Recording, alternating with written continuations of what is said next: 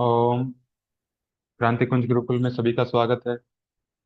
तो आज हम टीचिंग एप्टीट्यूड के एक नए टॉपिक के बारे में पढ़ाई करेंगे, जिससे आजकल बहुत सारे क्वेश्चन बनने लग गए हैं कि आईसीटी का क्या यूज है टीचिंग एप्टीट्यूड में या फिर लर्निंग के प्रोसेस में। आईसीटी यानी कि कम्युनिकेशन एंड टेक्नोलॉजी का क्या यूज है। तो इसके दो टॉपिक्स के बारे में आज पढ़ेंगे हम, एलएमएस और एमओओसी, या फिर जिसको मूक भी बोल देते हैं। तो आइए इनके चर्चा करते हैं इनके बारे में। तो पहला है इसमें एलएमएस, लर्निंग मैनेजमेंट सिस्टम। इसके नाम में इसका मीनिंग है कि जिस सॉफ्टवेयर या एप्लीकेशन से लर्निंग का जो प्रोसेस है वो मैनेज किया जाता है, उसको बोलते हैं एलएमएस। इसमें क्या क्या चीजें आएंगी? LMS is a software application. ये एक सॉफ्टवेयर एप्लीकेशन है for the administration, administration purpose के लिए, कि जैसे इसमें मान सकते हो कि जैसे जो स्टूडेंट्स की अटेंडेंस वगैरह हैं वो भी इसमें मैनेज हो जाएंगी एलएमएस में ही। और जो टीचर्स को पे आउट किया जाता है, सैलरी दी जाती है, उसका भी एक प्रॉपर उसमें डाटा बन जाता है कि किसको किस किस दिन कितनी सैलरी पे की। ठीक है, डॉक्यूमेंटेशन सारा हो जाता है उसमें, कि जैसे जो क्लासेस का रूटीन बनता है कि किस टाइम पे किस टीचर की क्लास होगी। And delivery of educational courses, कि जो कोर्सेज हैं उनको सिखाते हैं, ट्रेनिंग प्रोग्राम्स अरेंज होते हैं, मटेरियल्स मिल जाता है, कंटेंट मिल जाता है पढ़ने के लिए, और लर्निंग एंड डेवलपमेंट प्रोग्राम्स। तो मतलब ओवरऑल जो भी लर्निंग से रिलेटेड मटेरियल है सब कुछ एलएमएस के अंदर आ जाता है। ठीक है, अकेले लर्निंग तक सीमित नहीं है, अटेंडेंस वगैरह सब कुछ इसमें इंक्लूडेड है। फिर कुछ कॉमन प्लेटफॉर्म दिए गए हैं। इसमें अच्छी बात यह है कि आपका डीप से कोई क्वेश्चन नहीं पूछा जाता है अभी तक। ठीक है, आपसे ऊपर से पूछता है कि एग्जाम्पल दे देगा आपको और पूछ लेगा कि इसमें से एलएमएस के कौन से प्लेटफॉर्म हैं या फिर कौन से इसमें से एलएमएस के प्लेटफॉर्म नहीं है। ठीक है, तो इतना बेसिक सा पूछते हैं। तो कुछ ये एलएमएस के प्लेटफॉर्म्स हैं। पहला है Moodle, Schoology, Canvas, Edmodo, Learn Dash, course builder, Blackboard Learn और ओपन डेस्क। तो ये कुछ एग्जाम्पल हैं इसके, तो ये याद कर लेंगे सारे के सारे एग्जाम्पल्स। ठीक है, फिर मूडल का थोड़ा सा पूछ लेते हैं, क्योंकि ये कॉमन है ज़्यादा।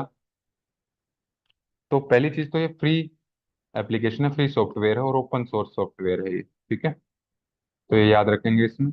और एक इसकी एब्रिविएशन याद रखेंगे कि मॉडल का मतलब क्या है। तो इसका मतलब है modular object oriented dynamic learning environment.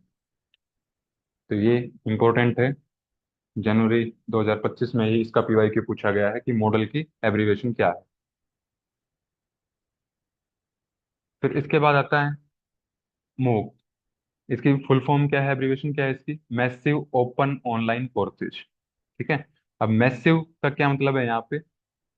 कि जो स्टूडेंट्स होंगे वो बहुत सारे हो सकते हैं, यानी कि ह्यूज नंबर ऑफ कैंडिडेट्स या फिर स्टूडेंट्स। ठीक है, और मूक है क्या? तो ये फ्री ऑनलाइन कोर्सेज प्रोवाइड करवाता है। जो फ्री ऑनलाइन कोर्सेज जिस प्लेटफॉर्म पे होते हैं उसको बोलते हैं मूक। और दूसरे, इसमें क्या चीज़ है कि ये बस पढ़ाई से संबंधित है, कि जैसे कोई भी एक कोचिंग इंस्टीट्यूट की वेबसाइट होती है, जैसे हमारी भी एक वेबसाइट है, तो उसमें कंटेंट होता है, वीडियो लेक्चर होते हैं, है ना, और जो डाउट सॉल्विंग सेशन होते हैं उसमें जो भी नोट्स हैं उनकी पीडीएफ प्रोवाइड करवाई जाती है, वो बच्चे डाउनलोड भी कर सकते हैं। तो इस तरह का जो एक प्लेटफॉर्म होता है, कि बस जिसमें अटेंडेंस वगैरह या फिर पे आउट वगैरह इसका कोई भी प्रावधान नहीं है, जिसमें कोई भी ऑप्शन नहीं होता है, जिसमें बस लर्निंग के लिए कि पढ़ाई की, टीचर ने पढ़ाया, उसके नोट्स दिए, डाउट सोल्व किए, बस यहाँ तक जो सीमित होगा उसको बोलते हैं मूक।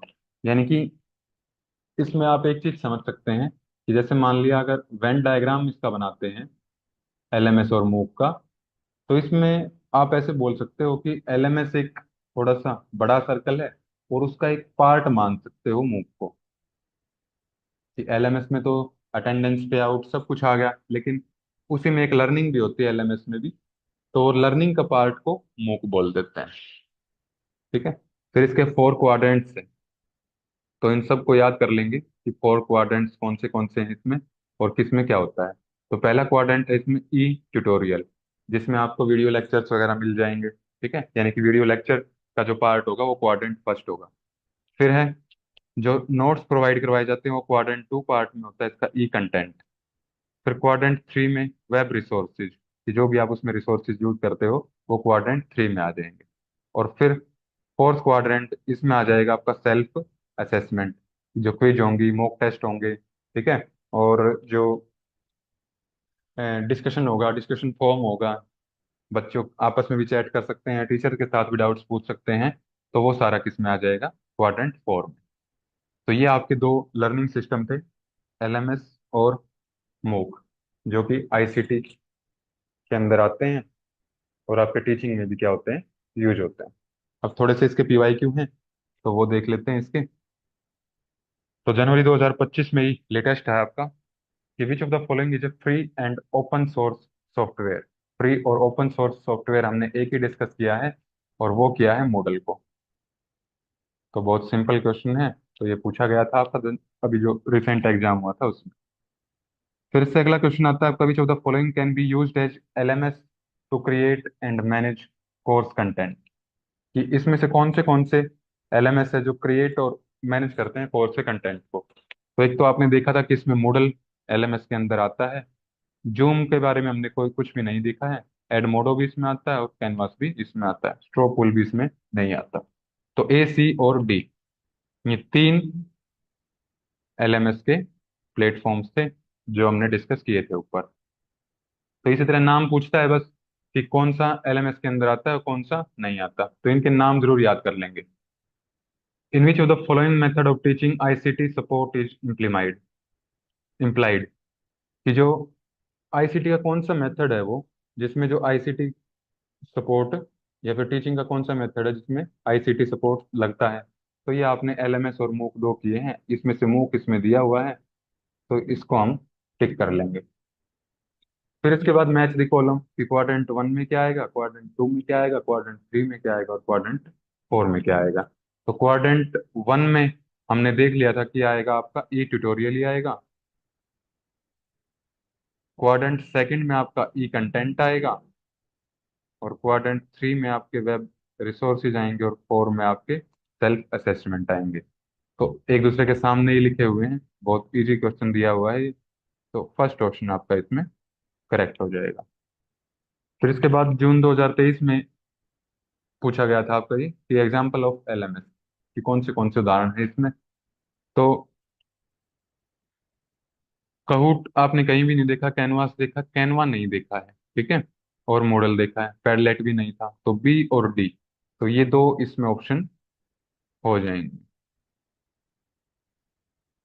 फिर जनवरी 2025 में इसकी एब्रीवेशन पूछी गई है कि मॉडल की एब्रीवेशन क्या होगी। तो ये हमने देख ली थी कि मॉडुलर ऑब्जेक्ट, एम से तो आपका मॉडुलर बनता है, तो मॉडुलर आपका चारों में है।